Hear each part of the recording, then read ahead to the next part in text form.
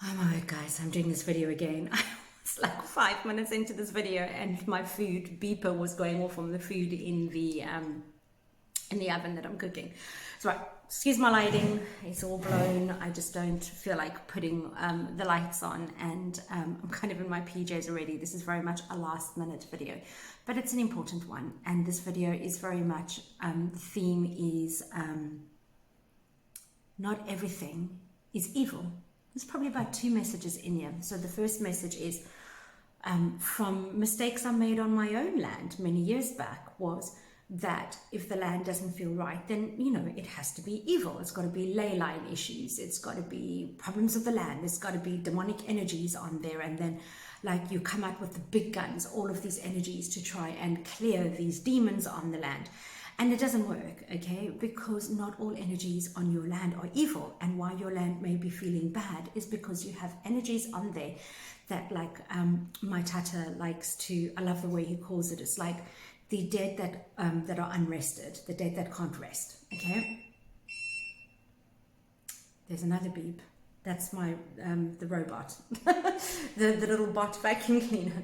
So those energies, you can't clear them with this, like in Africa, if you're bringing out the big guns, it's interlazy and stuff like that. And, you know, in your country, you may have something else and you're coming out and it's like, demons, be gone. And it's not working because these poor souls, they're not demons, they're not evil, they just need to rest.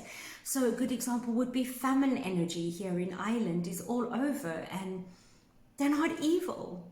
They're like between dead and undead, and they need to be helped to lay to rest.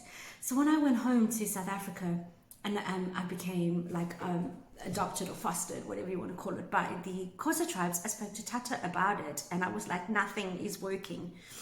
He gave me this beautiful muti that he said is for the dead that can't rest, and I used it on the land today. And so you don't come aggressively. You don't come aggressively.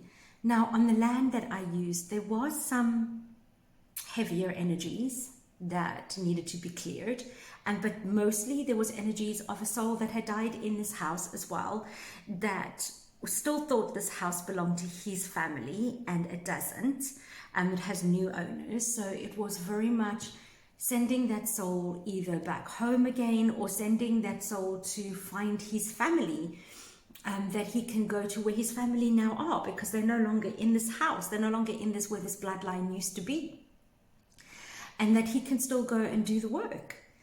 So there was a mixture of souls. I still didn't bring out the interlaser guns, because even the menacing souls that were on here, like, I didn't feel they needed it. And so I generally helped this person to claim their land back, or to claim their land in the first place, because they've not been long living in this land.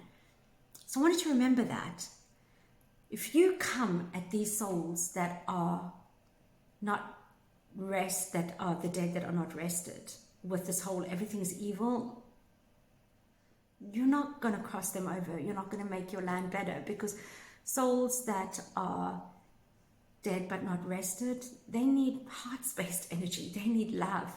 They need empathy. They need that style energy. All right, that's the one message that's really important. The second one is people, teachers, mentors, right? All of that.